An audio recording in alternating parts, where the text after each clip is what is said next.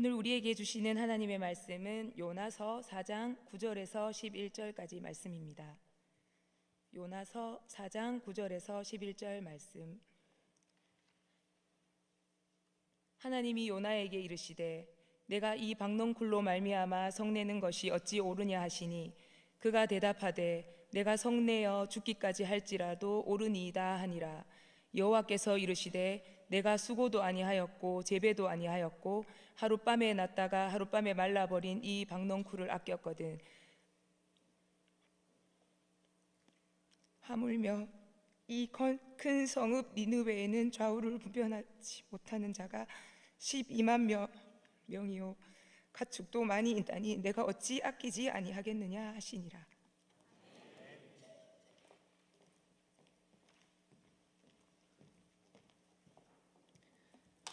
보울청의 지도 목사님이신 김영구 목사님 나오셔서 어찌 아끼지 아니하겠냐라는 말씀 제목으로 말씀 전해 주시겠습니다. 많은 은혜 받으시기 바랍니다. 할렐루야. 온종일 주님 몸된 교회에 섬기시고 또 이 오후 예배까지 함께 참석하시는 우리 모든 부모 가족들에게 하나님의 예비한 따따불의 은혜가 있기를 진심으로 소망합니다. 좌우 앞뒤 한번 인사 나눠볼까요? 큰 은혜 받으시기를 소망합니다. 한 20년 전이었던 것 같아요. 제가 처음으로 면허를 땄을 때 한 번은 이제 그 문방구를 찾으려고 이제 작은 골목에서 이제 살피고 있었어요. 좌우를 살피고 있는데 맞은편에 이제 경찰차가 온 거예요. 그래서 골목이 비좁으니까 약간 옆으로 피했죠. 그런데 이상하게 경찰차가 길 한가운데로 오면서 속도를 줄이는 거예요. 그래서 마음이 좀 불편했어요. 아니 어떻게 이렇게 운전하지? 물론 저도 초보 운전입니다. 그런데 경찰차가 좀 오더니 멈춘 거예요. 그리고 경찰이 내린 거예요. 그래서 저한테 다가오는 거예요. 마음이 불쾌했죠. 창문을 내렸어요. 20년 전이니까 내렸어요. 그래서 아니 차를 한가운데 대면 어떡해요? 우리 경상도 버전은 어찌 하노? 얼하노? 했더니 경찰 아저씨가 어처구니 없는 표정으로 저를 쳐다보면서 아저씨 여기 일방통행입니다. 지금 역주행하고 있습니다. 운전면허 보여주시죠. 순간 너무 당황하고 너무 민망하고 아무 소리 못하고 면허증을 보여주면서 3만원 딱지를 이제 결국은 이제 태도가 좋아서 10,000원짜리로 끊어주시더라고요. 그래서 아이고 감사합니다 하고 달갑게 받은 기억이 있습니다. 성경을 보니까 저보다 좀 더 심한 사람이 있더라고요. 하나님의 명령을 어기면서 하나님을 향하여 역주행하면서 하나님이 큰 경고를 주셨는데 죽을 뻔하였는데 그럼에도 불구하고 정신 못 차리고 여전히 하나님을 향하여서 자신이 옳다고 주장하며 따지는 사람이 있어요. 누굴까요? 맞습니다. 오늘 성경의 인물 요나입니다. 요나는 2800년 전에 이스라엘의 선지자였어요. 아마 어떤 학자분들은 엘리사의 제자일 가능성도 있다고 얘기합니다. 하나님은 그에게 말씀하시죠. 저 니느웨 성에 가서 회개하라고 외쳐라. 요나는 그 말씀이 달갑지 않았어요. 그래서 하나님을 피하기 위하여서 다시스로 도망갑니다. 가기 위해서 욥바라는 항구로 내려갑니다. 그리고 배에 내려갑니다. 우리 한글 성경에는 배에 올라탔다고 표현하는데 원어에는 배로 내려갔다고 합니다. 그리고 배 밑창까지 내려가 잠듭니다. 결국은 어떻게 됐을까요? 어디까지 내려갔을까요? 몰라요? 처음 들어요? 바다 밑에까지 떨어집니다. 근데 그 뱃속에서 요나는 수월의 공포, 두려움을 경험하게 되죠. 그리고 믿음이 좋은 건지 뻣뻣한 건지 그 가운데 하나님을 향하여서 이런 기도를 합니다. 하나님, 제가 감사함으로 제사 드리기를 소원합니다. 제사 드리겠습니다. 구원해 주신 하나님께 내가 감사함으로 제사를 드리겠습니다. 아직 물고기 뱃속에 있는데, 하나님이 아직 안 구해 주셨는데, 그 믿음이 좋은 걸까요? 아니면 뻣뻣한 걸까요? 여러분께 맡기겠습니다. 아무튼 하나님께서 그 요나의 기도를 들어주시고 물고기를 하여금 요나를 다시 육지로 뱉어내 버리게 합니다. 그리고 요나는 이제 니느웨를 향하여 갑니다. 니느웨는 큰 성입니다. 걸어서 3일 길을 걸어야 이쪽부터 저쪽까지 갈 수 있습니다. 요나는 하루를 걸었습니다. 분명히 이 하루도 아주 태도가 좋지 않았을 것 같아요. 회개, 하나님 심판한다는데, 정말 하나님의 선지자들처럼 정말 마음에 안타까워하며 외치지 않았을 거예요. 소극적으로 하는 둥 만둥. 자녀들 심부름시키면 그런 태도잖아요. 억지로. 그래서 하루를 외쳤습니다. 그러나 하나님께서 그 요나가 시원치 않는 복음 전함에도 불구하고 니느웨 온 성이 왕으로부터 백성이 이르기까지 회개의 영을 주셔서 그들로 하여금 회개의 역사를 일으킵니다. 그 모습을 본 요나는 화가 납니다. 내가 이럴 줄 알았어. 이러면 안 되는데. 요나는 마음으로는 하나님께서 이 성을, 니느웨를 심판하기를 원하는데, 그냥 본인은 하루 정도 이 회개를 외치고 성 동편의 산 언덕에 올라가서 그 성이 어떻게 되는가를 지켜보는데, 회개를 하니까 당연히 마음이 내키지 않는 거예요. 그래서 하나님을 향하여서 원망합니다. 그는 그 와중에 낮에 햇빛이 뜨거우니까 하나님께서 박넝쿨을 이제 자라게 하여서 요나의 머리를 가립니다. 시원케 합니다. 요나의 마음이 너무 행복했어요. 시원한 거예요. 그렇지 않아도 너무 더워서 힘든데, 그런데 그 기쁨도 즐거움도 하루에 불과했어요. 다음날 하나님이 벌레를 통하여서 그 박넝쿨을 씹게 합니다. 시들었습니다. 시들으니까 더 이상 햇빛을 가릴 수 없는 거예요. 그랬더니 요나가 불평을 또 합니다. 차라리 하나님 날 죽여주세요. 나 이대로 못 살아요. 그랬더니 하나님이 요나에게 묻죠. 내가 성냄이 합당하느냐? 이 박넝쿨 하나 내가 심지도 아니하고 네가 가꾸지도 않는 이 박넝쿨 하나 너도 아끼는데, 하물며 이 큰 성 니느웨 12여만 명의 백성과 함께 많은 가축들이 있는데 내가 어찌 아끼지 않겠느냐? 라고 요나에게 반문을 하면서 요나서는 끝납니다. 사랑하는 우리 보모가족 여러분, 여기서 우리는 분명히 한 가지를 짚고 넘어가야 합니다. 요나는 하나님에 대하여서, 그리고 요나에게 있어서 여러 가지의 그가 분명히 알고 있었던 것들이 있는 거예요. 첫 번째, 요나는 하나님의 명령이 분명히 니느웨 성 가서 회개의 메시지를 전하라는 것을 알고 있었어요. 그리고 자신이 지금 다시스를 도망가는 그 길에 풍랑이 일어났을 때 그 풍랑이 누구 때문이란 걸 알아요, 몰라요? 알고 있었어요. 그리고 그 풍랑을 어떻게 잠재울 수 있는지도, 그 방법도 알고 있었습니다. 배에 있는 선원들은 자신의 있는 모든 물건들을 버리면서까지, 그리고 노를 열심히 저으면서까지 어떻게든 살아보려고 발버둥 쳤지만, 요나는 그것이 아니라 나를 바다에 던지면 풍랑이 잠잠해진다. 그것도 알았어요. 뿐만 아닙니다. 요나에게 있어서는 무엇보다도 하나님이 어떤 하나님이신지, 하나님의 성품에 대해서도 알고 있었어요. 그래서 4장 2절 말씀에 요나는 이렇게 고백하지요. 여호와여, 내가 고국에 있을 때에 이러하겠다고 말씀하지 아니하였나이까? 그러므로 내가 빨리 다시스로 도망하였사오니 주께서는 은혜로우시며 자비로우시며 노하기를 더디하시며 인내가 크시사 뜻을 돌이켜 재앙을 내리지 아니하시는 하나님이신 줄을 내가 알았나이다.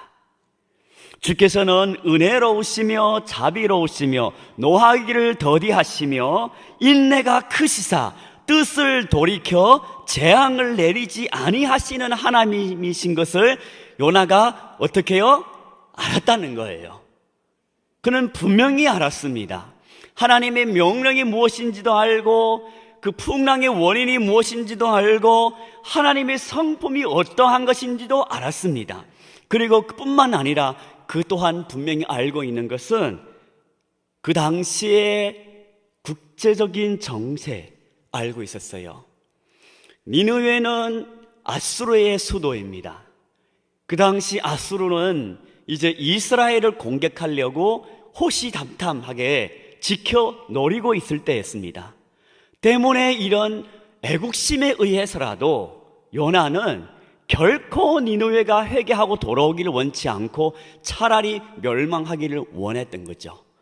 그리고 율법에 대해서 열심히 있었던 이 요나는 아브라함의 후손 이스라엘 민족만 하나님의 선택받은 백성이기 때문에 이방 사람들은 구원받을 자격조차도 없다고 그렇게 여겼습니다.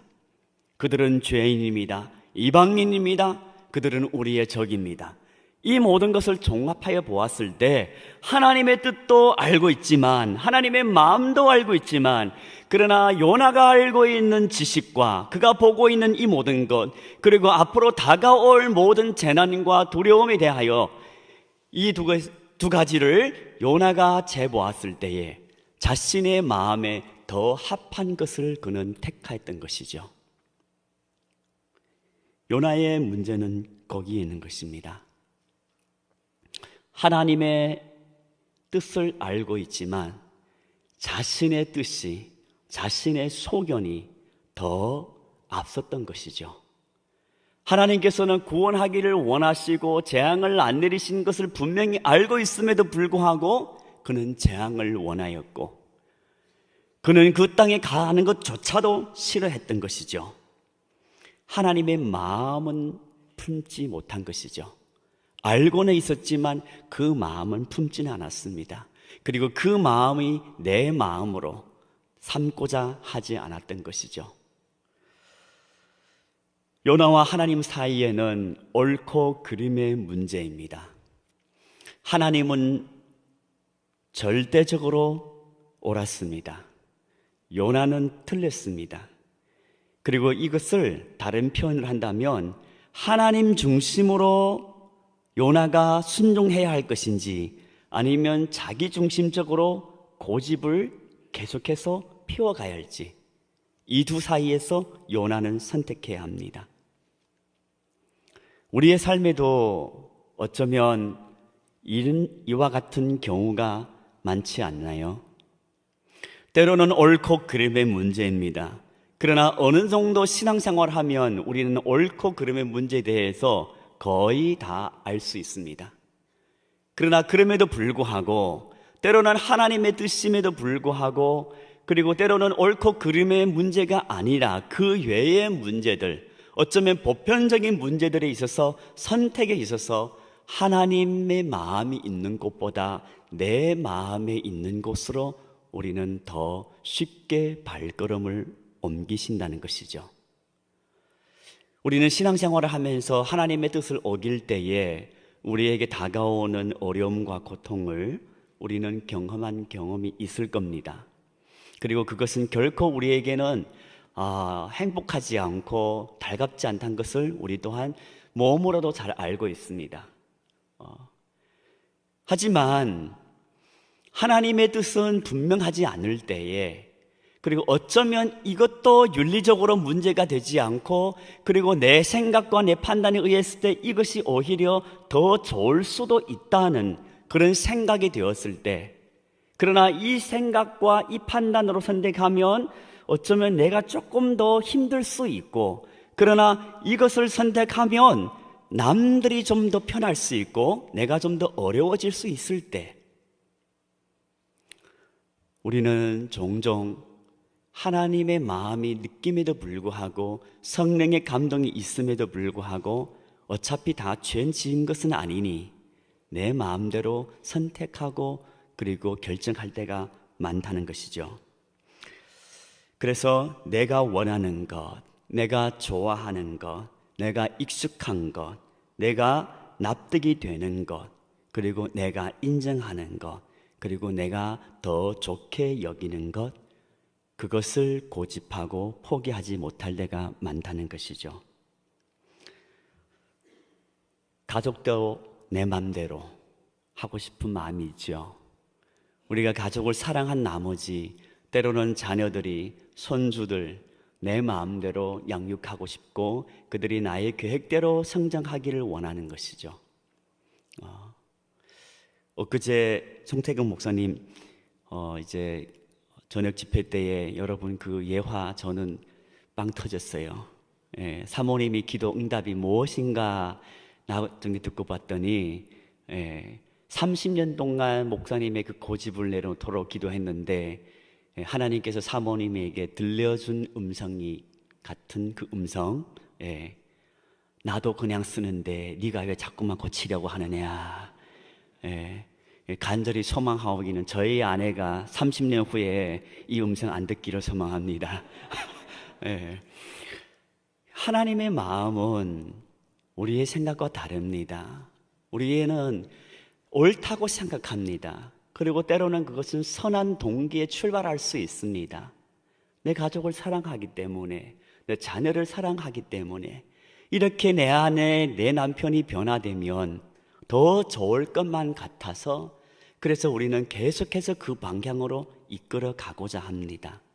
그것은 때로는 진리의 문제가 아닐 수 있습니다. 물론 진리의 문제라면 타협하면 안 되겠죠. 그러나 진리의 문제 아닌 경우에 우리는 나의 고집을 끝까지 지키러 나가려 합니다. 하나님 앞에서는 당연히 우리는 견줄 수가 없죠. 왜냐하면 하나님은 어떻게든 어떤 방법을 쓰든 우리로 하여금 결국은 하나님 앞에서 항복하게 합니다. 문제는 사람에 대해서, 문제는 나의 가족과의 관계에서, 문제는 내가 속해 있는 사랑방과 내가 속해 있는 기관, 내가 속해 있는 공동체 안에서 이것은 결코 똑같은 사람들끼리, 똑같은 성도들끼리 결코 내려놓기 쉽지 않다는 것이죠. 생캠 때에 오는 강사님이 또 그런 말씀 하셨죠. 오는 권사님이 열심히 기도한 나머지 나중에 죽는 날짜까지도 하나님 이때 그냥 죽게 해달라고 그랬더니 어느 분이 그 얘기 하더라요. 평생 자기 마음대로 살다가 죽는 날까지도 자기 마음대로 죽고 싶어 한다고. 그게 우리의 마음이 아닌가요? 다 내 마음대로, 다 내 마음대로 이렇게 했으면 좋겠습니다. 이렇게 했으면 좋겠습니다. 그러나 현실적으로 그게 어떻게 우리 마음대로 다 되던가요? 안 됩니다. 죄가 세상에 들어온 이후로부터 사람은 늘 자기 중심으로 선악의 기준을 세우고 자기 중심으로 내가 원하는 것과 싫은 것을 정합니다. 그리고 그대로 행동을 하죠. 그러나 하나님은 그렇지 않습니다. 이런 인류를 향하여서 늘 하나님을 향하여서 역주행하지만 심지어 하나님의 선지자임에도 불구하고 그가 하나님을 모르는 건 아닙니다. 하나님을 사랑합니다. 하나님에 대해서 잘 알고 있습니다. 그러나 자신의 그런 선입견과 고집만큼은 하나님 앞에조차도 잘 꺾이려고 하지 않습니다. 물속에 뱃속에 들어갔다 나와서도 안 꺾이는 게 이 요나의 고집이에요. 그래서 하나님께서 나중에 요나를 향해 묻지요.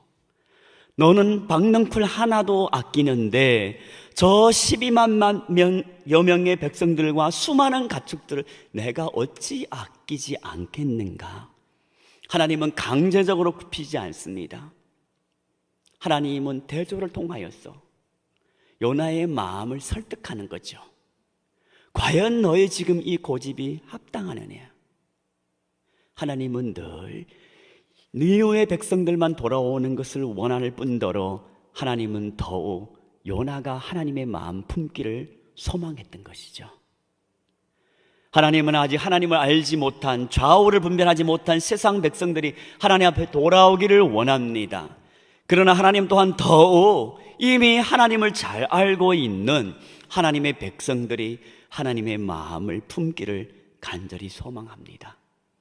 하나님은 우리의 아버지이기 때문에 우리가 하나님 고집을 피울 때 혼내거나 야단치고 그 방법보다도 하나님은 우리를 설득합니다. 우리의 마음에 찾아와 성령으로 감화 감동합니다. 말씀으로 정말 시온의 이슬같이 우리의 마음을 녹이려고 합니다.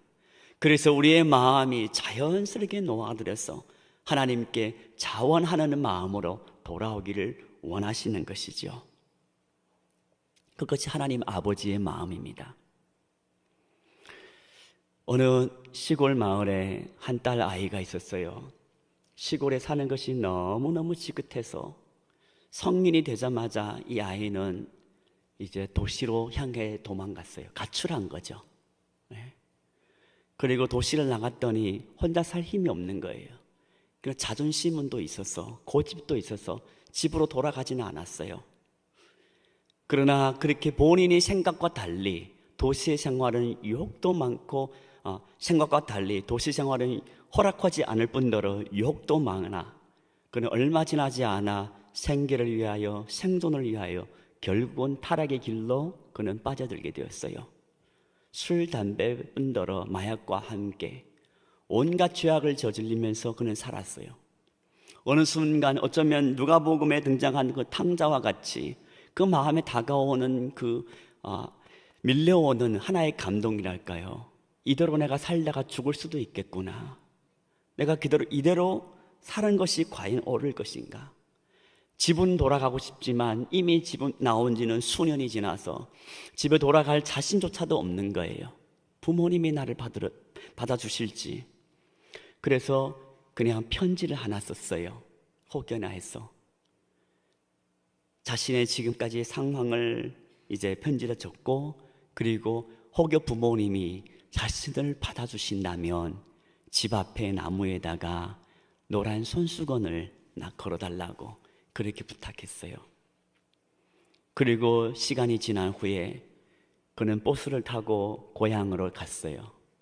그리고 고향을 지나가면 그 버스 안에서 그는 자신의 집을 볼 수 있었던 것이죠. 그런데 그 나무에 노란 손수건이 걸려 있을까요? 안 걸렸을까요? 걸까 말까 여러분 고민하시는 거예요? 하나가 걸려 있는 것이 아니라 파란 잎이 안 보일 정도로 노란 손수건으로 가득 걸려 있는 거예요. 아버지의 마음은 혹여 내가 한두 개 걸었다가 우리 딸이 보지 못하면 어쩔까? 그래서 나무에다가 전부 다 노란 손수건을 걸어놨대요. 그 나무를 보고 딸은 울컥 주저앉았어요. 집으로 돌아왔어요. 그게 하나님의 마음이거든요. 그게 하나님께서 요나가 품기를 원하는 마음인 거예요. 누가복음에 말하는 큰 아들과 작은 아들만 돌아와야 하는 탕자인가요? 큰 아들 역시 돌아와야 하는 탕자입니다. 작은 아들은 행동으로 아버지 집을 돌아와야지만 큰 아들은 마음으로 아버지의 마음을 품어야 하는 것이죠. 하나님께서 니느웨 백성들뿐만 아니라 요나 또한 돌아오기를 원하셨습니다. 자기 중심, 자기 고집, 자기 편견, 그런 편협함에서 하나님의 마음을 품기를 원하셨던 것이죠. 하나님께서 2000년 전에는 이를 위하여 하나님의 독생자 아들 예수 그리스도를 이 땅에 보내주셨습니다. 죄인들과 세리들과 창기들만 돌아올 뿐만 아니라 바리새인들 돌아오기를 하나님은 동일하게 원하셨던 것입니다. 다메섹 도상에서 예수님을 만난 사도 바울은 예수님의 종이 되었습니다. 사도 바울이 종된 것은 억지로 어쩔 수 없이 불평하면서 주님을 섬기는 것은 아니었습니다. 그는 예수님의 사랑의 종이었습니다. 자원하는 마음으로 복음을 위하여 헌신하였습니다.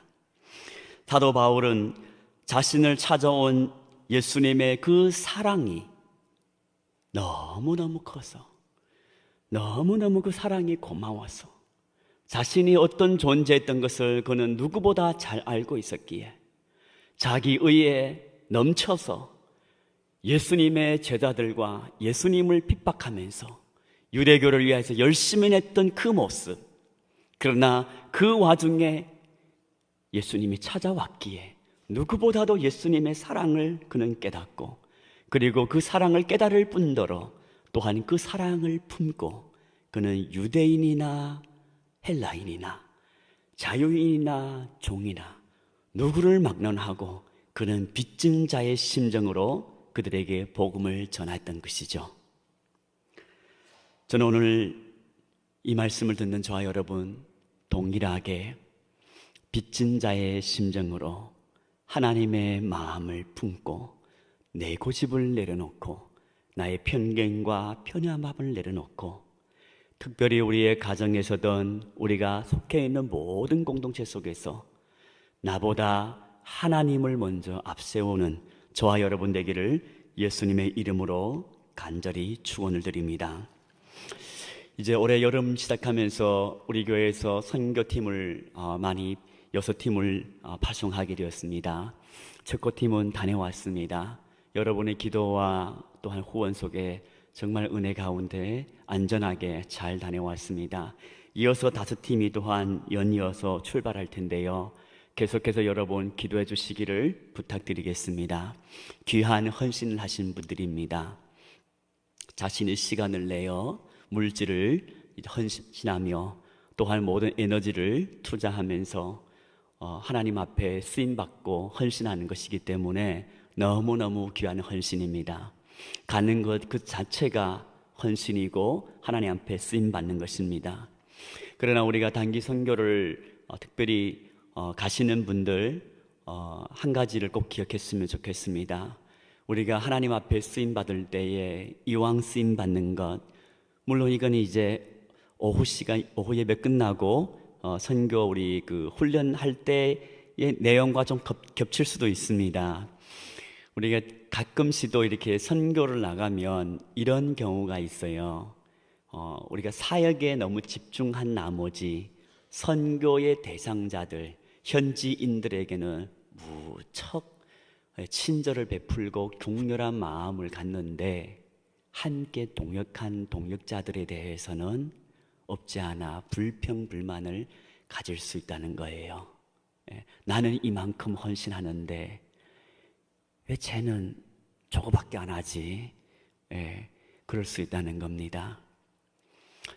하나님 앞에서 니느웨 백성이든 요나든 다 하나님께 돌아와야 한다는 것을 기억하고, 우리가 긍휼히 여기되 우리 선교 현지에 있는 현지 대상자들뿐만 아니라 우리의 동역자들도 동일한 하나님의 마음으로 품고 사랑할 수 있는 모든 단기 선교 팀원들 되기를 진심으로 소망합니다. 그리고 우리가 이제 지난주에 우리 여러 이제 기관에서 또한 이제 여러 우리 교회 학교에서 이제 휴강을 하게 되었습니다. 그 중에 우리 목자 사랑방도 목자 모임도 이제 휴강을 하게 됐는데, 이 자리를 빌어서 한 학기 동안 우리 사랑하는 보모교회 목자님들 정말 수고 많으셨습니다. 정말 하나님의 선하신 위로가 그리고 격려하심이 여러분 가슴에 충만하기를 소망합니다. 목자로 섬긴다는 건 결코 쉽지 않습니다. 우리 그 사랑방원들 가운데 때로는 목자님들의 마음에 안 들 수도 있어요. 솔직히 말씀드린다면 어쩌면 목자님들도 사랑방원들 다 마음에 드는 건 아니에요. 맡겼으니까 위하여서 기도하고 사랑하고 품고 계속해서 문자 보내고 전화를 드리는 겁니다. 자존심은 다 있지요. 그러나 3번, 4번 계속해서 씹힘에도 불구하고 또 보냅니다. 쉽지 않습니다. 그리고 우리 목자님들 할 수 있거든 우리 사랑방원에서 정말 많이 많이 격려해 주시고 수고하셨습니다 라고 이렇게 격려해 주시면 좋겠습니다. 그리고 우리 사랑방원님들, 우리가 특별히 하나님의 공동체 안에서, 사랑방 안에서 목자님들을 잘 따라주시면 좋겠습니다. 좀 전에도 말씀드렸지만 우리가 하나님과의 관계에 있어서는 우리가 버티면 개고생을 합니다. 개고생이 뭔지 알려드릴까요? 여러분 강아지를 키워봤습니까? 시골에서 키워봤거든요. 조그만 강아지를 키우고 이렇게 산책을 하다 보게 되면, 요즘도 그렇잖아요. 강아지가 자기 맘대로 가려고 합니다. 주인 따라 잘 가다가도 이상한 다른 강아지의 이렇게 배설물 냄새를 맡게 되면 신기해서 그런지 계속 이제 물려하고, 그리고 빽다구를 보든가 뭘 보면 자기 맘대로 계속 가려고 합니다. 숲에도 들어가려고 합니다. 그렇게 가다가도 이제 나무가 걸리고 이제 주인이 이쪽으로 가는데 강아지 옆으로 가려면 걸리는 거죠. 그렇잖아요. 그러면 주인이 어떻게 할까요? 착한 주인은 돌아서서 강아지 쪽으로 갑니다. 그런데 좀 고집이 있는 주인은 그쪽으로 하면 안 되니까 나오라고 강아지를 끝내 당깁니다. 그럼 강아지가 목이 아프겠죠. 그러면 강아지도 자존심이랄까요? 있어서 버팁니다. 앞다리를 탁 세우고 엉덩이 툭 주저앉고 버팁니다. 그럴 때 어떻게 하나요? 성깔이 있고 고집이 있는 주인은 끝까지 당깁니다. 그러면 강아지가 어때요? 목이 아파요. 발바닥도 아파요. 엉덩이도 아파요. 그러면 질질 끌려가는 거예요. 그게 개고생이에요. 하나님 앞에 버텨봐야 이건 안 되는 거예요. 하나님은 5만 가지 방법이 있습니다. 어떻게든 우리를 변화시키고 하나님이 원하는 방향으로 끌고 갈 수 있습니다. 그런데 문제는 사람과 사람 사이입니다. 사랑방 안에서, 우리가 속해 있는 기관에서 때로는 리더가 완벽하지 않습니다. 때로는 목자가 그렇게 정말 100% 완전하지 않을 수 있습니다. 사람입니다. 때문에 나라면 더 잘할 수 있는데, 그럴 생각 들을 수 있지요. 그러나 하나님이 세우셨사오니 순종하는 것이 복인 줄로 믿습니다. 그것이 공동체를 세워가는 겁니다. 아멘입니까? 저는 오늘 바울 청년회 이제 특송을 잠깐 참석했는데 놀랐어요. 야, 지휘자님이 탁월하십니다. 야, 이거 이렇게 노래 노래 이제 가르치는 노래 연습, 노래 교습실을 이제 학원 차려도 될 것 같아요. 얼마나 재밌게 들었다 놨다 하면서 잘 가르치시는지. 팬클럽 제가 나중에 가입하겠습니다. 그런데 제가 봤을 때 모든 팀원들이 이 가운데 음악적으로 다 모르는 사람일까요? 분명히 잘 알고 있어요. 아는 분들도 있어요. 한결같이 따라주는 거예요. 여러분 호흡할 때 쌈 먹을 때처럼 이렇게 하는 거예요. 다 그렇게 하는 거예요. 여러분 미 하고 올라갈 때 이렇게 소녀처럼 목소리 하면 안 돼요. 머리 뒤로 잡으면서 미 뒤로는 하는 거예요. 다 따라서 하는 거예요. 그 되는 거예요. 내가 할 수 있어요. 어쩌면 알고 있는 거예요. 그날 리더가 그렇게 인도할 때에 따르는 것이에요. 그러니까 화음이 이루어지는 거예요. 좀 이따 보세요. 정말이에요. 하나님의 몸된 공동체, 우리가 어떤 기관에 있든 우리가 하나님께 리더를 세워서 싸우니 하나님의 뜻은 진리의 옳고 그름의 문제는 우리는 다 알고 있어요. 그러나 수평적으로 사람과의 문제 있을 때에 리더에게 순종할 수 있는 우리 모든 부모교 가족들 성숙한 저와 여러분 되기를 소망합니다. 특별히 하나님의 몸된 교회 올해 들어 우리 담임 목사님을 세우셨습니다. 제가 이 강단에서 이 말씀을 하려까 말까 하다 고민했어요. 어쩌면 이거는 아부성이 발음이 될 수 있어요. 담임 목사님도 뒤에도 계시거든요. 근데 여기는 하나님의 강단이에요. 하나님의 말씀만 전해야 되는 거예요. 그래서 두렵고 떨리는 마음으로, 그럼에도 불구하고 담임 목사님 목회 철학에 따라, 방향에 따라 온 교회가 한 마음으로 진리의 문제 아니면, 이단적인 발언이 아니라면 따르고 순종하는 것이 하나님께 순종하는 것이에요. 아멘이. 진리의 문제가 아니라면 믿고 순종하고 따르는 것이 하나님의 뜻입니다. 그리하여서 우리 보모교회가 정말 하나님의 은혜 가운데 우리 함께 하나님의 마음을 품고 하나님께 순종하며 믿음의 공동체, 복된 공동체, 지역사회를 살리고 그리고 열방을 향하여 선교하고 더 나아가 어쩌면 우리가 앞으로 또한 선교할 수도 있습니다. 지금도 시작하고는 있습니다. 다문화 가족 사역을 비롯하여서 이주민 사역, 2022년 우리 주변에 우리나라에 들어와 있는 이주민들 220만 명 되었습니다. 코로나 전에는 250만 명입니다. 우리 피할 수 없습니다. 어떤 사역이든 우리가 함께 하나가 되어 하나님께서 우리의 때에 따라 우리에게 그 비전을 보여주고 우리에게 말씀하시고 우리를 보내시고 우리를 시키실 때에 요나처럼 역주행하는 것이 아니라 사도 바울처럼 그리스도의 사랑의 종이 되어 자원하는 마음으로 헌신하고 수고하고 그리하여서 몸된 공동체를 더 아름답게 섬겨나갈 수 있는 우리 모두들 되기를 예수님의 이름으로 축원을 드립니다. 말씀을 마치겠습니다. 하나님의 마음이 있는 곳에 우리의 마음도 있기를 소망합니다. 오전에 우리가 들은 말씀을 기억하며 또 말씀 후에 찬양도 기억하며 지금까지 지내온 것 주의 크신 은혜라. 나의 나 된 것은 전적인 하나님의 은혜입니다. 늘 고백하면서 2800년 전에 하나님의 말씀이 아미떼의 아들 요나에게 임하인 것처럼 내가 어찌 아끼지 아니하겠느냐, 그 말씀이 오늘 저와 여러분에게 임하여 우리의 가슴을 녹여서 우리로 하여금 하나님의 마음을 품고 하나님을 영화롭게 하는 우리 모두들 되기를 진심으로 예수님의 이름으로 축원을 드립니다. 기도드리겠습니다. 참 좋으신 하나님 아버지, 내가 어찌 아끼지 아니하겠느냐.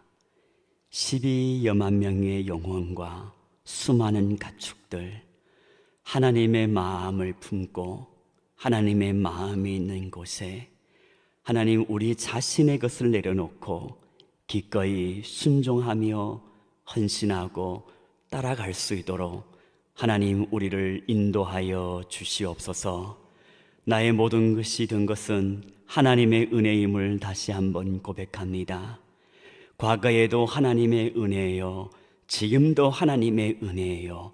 앞으로도 하나님의 은혜로 나를 빚어주시고 사용하여 주시옵소서. 예수님의 이름으로 기도드리옵나이다. 아멘.